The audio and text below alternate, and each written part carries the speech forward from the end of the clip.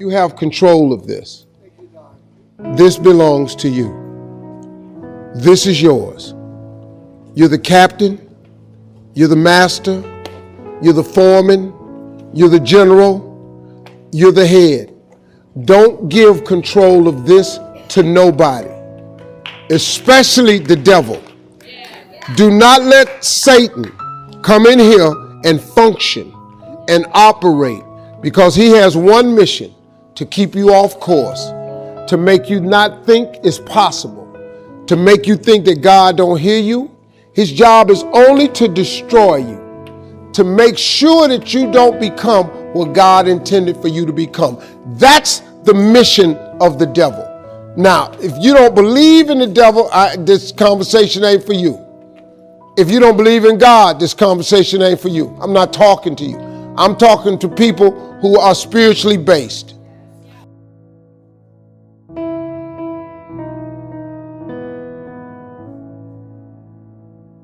I've only read the book of Proverbs. I've read some scriptures every now and then. I only know 5 or 6 scriptures by heart. I'm just going to be real with you. But I've memorized them 5 or 6 scriptures. And them 5 or 6 got me here today. They memorized it, but they didn't apply it. I have applied 6 scriptures to change my life. But these books that I told you about, The Power of Positive Thinking by Norman Vincent Peale and The Magic of Thinking Big by David Schwartz, you know what it does? It just teaches you how this works. Once you get this, y'all, you can change everything. Negativity, you can protect yourself from negativity. And that's what stops most people, negative thoughts. You can coat your mind from negativity. It's a real simple exercise to do. I do it every morning before I walk out the door. So I walk out as a positive person. You know, I get tired sometimes. That's different from being negative, because I get mentally drained from my job at times. But to coat your mind from negativity, the way you can put a coating around your mind is with one simple thing: gratitude. Gratitude erases negativity. I'm gonna show you how this works. If you wake up in the morning and you start having negative thoughts, man, this ain't my day. I woke up on the wrong side of the bed. I'm tripping, I just don't feel myself. Every time you feel, in the middle of the day, if you feel yourself doing that, stop. Just stop for a second and start going over in your mind everything you have to be grateful for. Not everything you want, everything you already have, because what you have is substantial. You just haven't gone over the list and taken inventory in a long time. But the fact that you can walk, that's a blessing. The fact that you woke up, that's another blessing. The fact that you can see, think, reason, that's another blessing. The fact that you can go somewhere and get yourself something to eat, that's another blessing. The fact that you can go and turn the key and call someplace home, that's another blessing. The ability to dream is a blessing. The fact that you have an opportunity to get it right is another blessing. The fact that you're beautiful, that's another blessing. The fact that you have any measure of health, that's another blessing. And I'm just talking to you, I don't even know you. I could give you 50 things you ought to be grateful for right now. I don't even know you.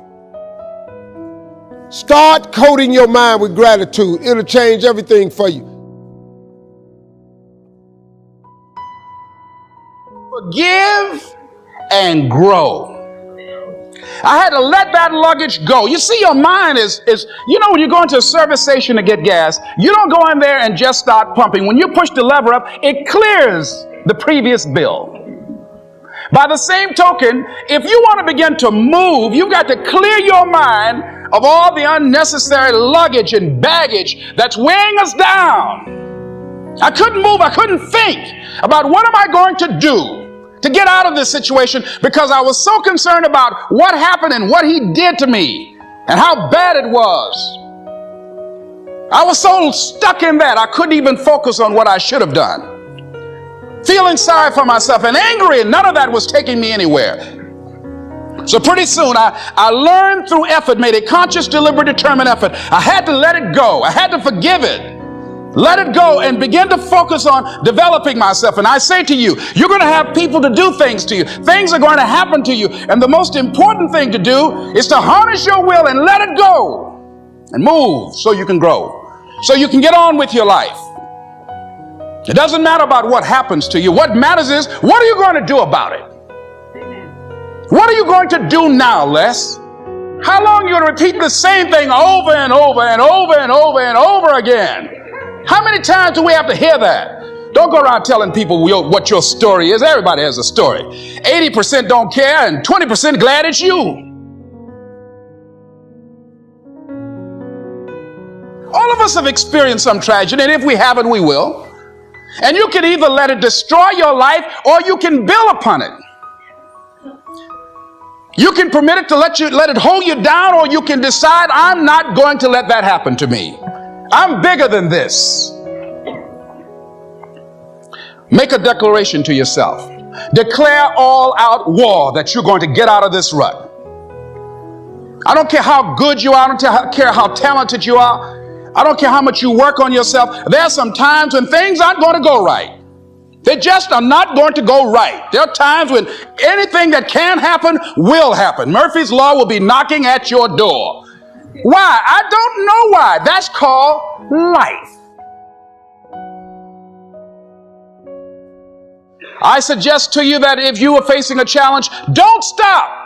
Stay busy. Work your plan. Continue to do those things that you know that work for you after you have evaluated yourself in the situation.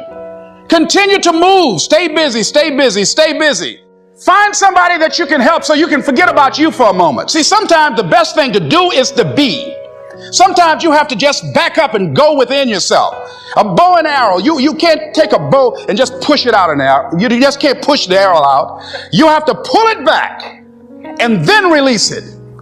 Sometimes you have to back up and go within and pray and meditate and recharge your batteries. Go away, clear your head, and then come back and look at it from a different vantage point. Don't operate while you're under the spell or the effect of what's going on. Next thing is that you've got to activate the thinker in you. Don't allow your emotions to control you. We are emotional, but you want to begin to discipline your emotion. If you don't discipline and contain your emotions, they will use you.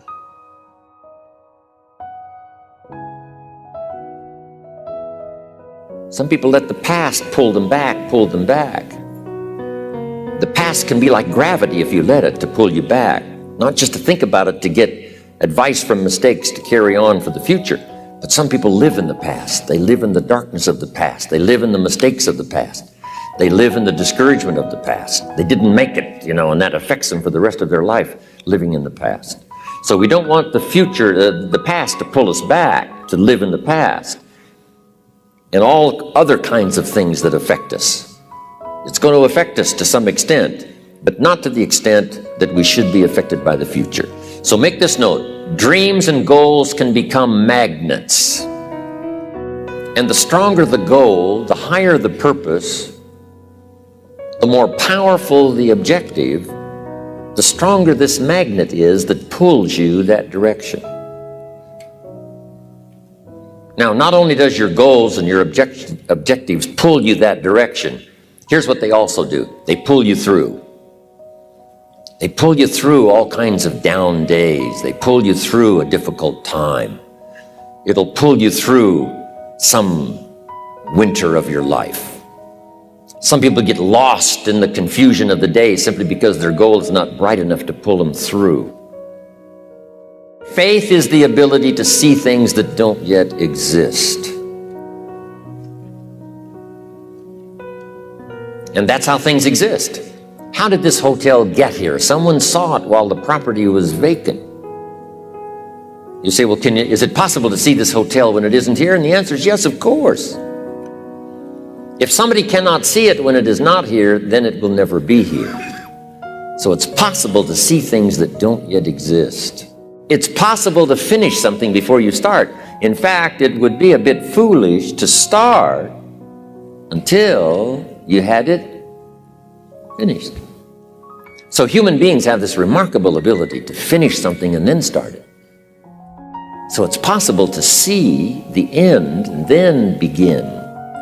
So here's what we want to do in our goal setting session, is to start looking into the future of what you would like to accomplish and where you would like to go, the person you would like to be, and see if you can't get a better picture of the finished objective. See yourself there. See yourself in possession of. Decide what you want and then act as if you already had it. Decide what you want and act as if it was already yours. Now, the reason we can act thinking that it's already ours is because not only can we vision the end results, we can also vision the beginning of making it real.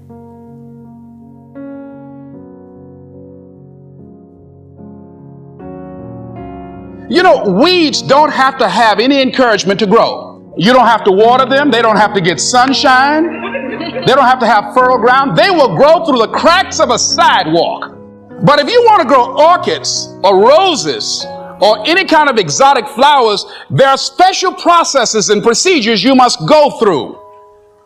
Well, by the same token, you don't have to force yourself or motivate yourself to think negatively, to be depressed, to hate somebody, to want revenge, to want to get back at somebody, to beat yourself up over the head, to feel loaded with guilt. You don't have to make any effort to do that. Your mind is on automatic. It will do that by itself.